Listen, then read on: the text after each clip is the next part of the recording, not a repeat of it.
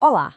A gente já parou para pensar na filosofia por trás da formação de quem nos ensina? Pois é, hoje vamos mergulhar numa ideia muito poderosa chamada epistemologia da praxis. Epistemologia, de um jeito bem simples, é o estudo de como a gente sabe o que sabe. E essa proposta da praxis, ela vem para desafiar os modelos mais tradicionais de formação de professores. É algo que pode mudar completamente o jeito como a gente enxerga a educação. Para começar, vamos refletir sobre essa pergunta que é central. Um professor é o quê, afinal? Um técnico que só aplica uma fórmula? Um artesão que vai melhorando a técnica com a prática? Ou um agente de transformação com um papel social muito, mas muito mais amplo? A resposta que se dá para essa pergunta define basicamente tudo o que acontece na educação dali para frente. Bom, historicamente, a gente pode dizer que duas grandes correntes de pensamento moldaram como os professores são formados. São dois modelos que, assim, dominaram o cenário por décadas e, até hoje, influenciam muito as salas de aula e as políticas públicas. Vamos dar uma olhada neles. Essa evolução fica bem clara aqui. Nos anos 70, o foco era técnico. A ideia era treinar professores para aplicar métodos científicos, quase como se fosse uma receita de bolo, sabe? Mas aí, a partir dos anos 80 e 90, o pêndulo mudou. A gente foi para a chamada epistemologia da prática, que valoriza mais o professor que reflete sobre a própria experiência e aprende com ela. A diferença aqui é gritante. De um lado, tem o professor técnico, que aplica teorias universais de forma eficiente. Do outro, o professor como um artesão, cujo conhecimento nasce ali, da sua prática diária, da sua capacidade de se adaptar. Essa segunda visão se tornou, de longe, a mais comum. Mas, e sempre tem o mais, ela tem suas próprias armadilhas.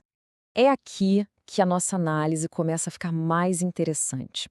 Porque, poxa, a ideia de um professor que reflete sobre a própria prática, só perfeita, não é mesmo? O problema é que essa abordagem, quando levada ao extremo, acaba escondendo umas armadilhas que podem, ironicamente, limitar o verdadeiro poder de transformação da educação. Pois é, esse modelo do professor reflexivo tem falhas bem cruciais. Ele pode acabar isolando o educador, fazendo com que ele se sinta o único responsável pelo sucesso ou fracasso, ignorando os problemas estruturais. O risco é focar tanto na prática do dia a dia que se perde a conexão com as grandes questões sociais. E o resultado? Um professor que só se adapta ao sistema, em vez de questioná-lo. Essa citação da Freitas é muito poderosa. Ela resume a crítica de uma forma brilhante. Ao focar demais no indivíduo, na sua capacidade de reflexão, a gente corre o risco de desviar o olhar dos problemas maiores. A crise da educação passa a ser vista como uma falha pessoal do professor, e não como um reflexo de uma crise social e econômica muito mais ampla. Então, diante de todas essas críticas, surge uma terceira via. Uma proposta que não joga fora nem a teoria, nem a prática, mas busca unir as duas de uma forma dialética, transformadora. Essa é a proposta de uma epistemologia da praxis. Então, o ponto crucial é entender o que é praxis. Não é de jeito nenhum a mesma coisa que prática.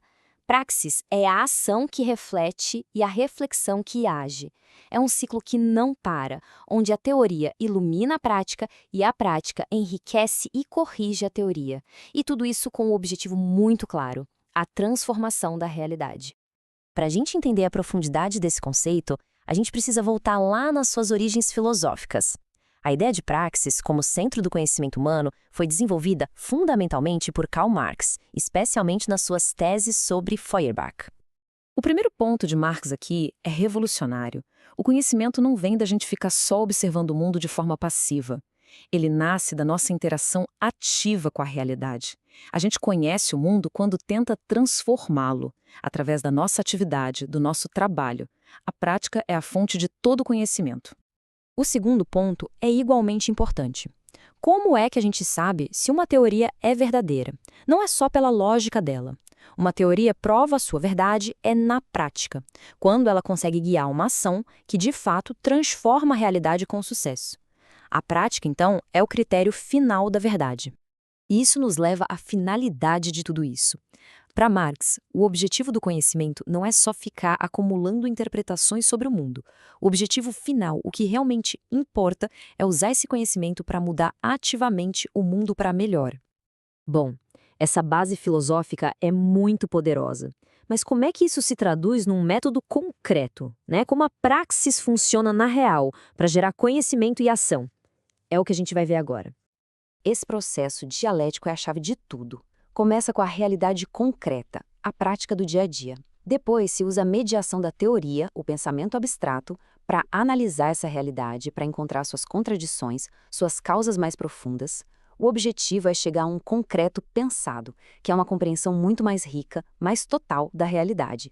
E é essa compreensão que permite uma ação que não é mais baseada no improviso, mas no entendimento profundo. E aqui está a diferença fundamental. A epistemologia da prática queria melhorar o fazer do professor.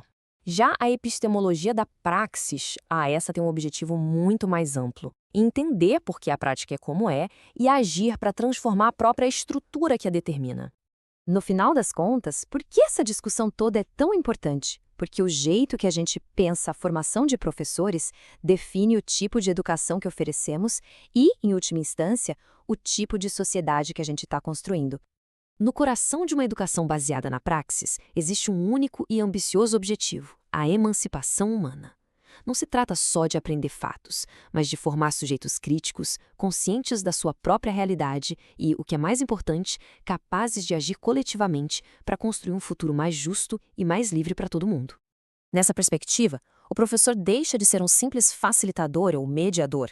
Ele se torna um intelectual, que tem a função essencial de ensinar, de socializar o conhecimento que a humanidade produziu e, crucialmente, de dar aos estudantes as ferramentas teóricas e críticas para que eles mesmos se tornem produtores de conhecimento. E olha, ninguém expressou essa ideia de aprendizagem ativa, criadora, melhor do que Paulo Freire. Aprender não é memorizar, é se apropriar, é fazer do conhecimento uma coisa sua, a ponto de ser capaz de reinventá-lo. É esse o tipo de aprendizagem que a praxis quer promover. E a gente termina com essa provocação. Se a educação realmente pode transformar o mundo, a questão que fica no ar é: por onde começar? Qual é o primeiro passo que um educador, dentro da sua realidade, pode dar em direção a uma prática que não apenas explica o mundo, mas que ajuda a transformá-lo?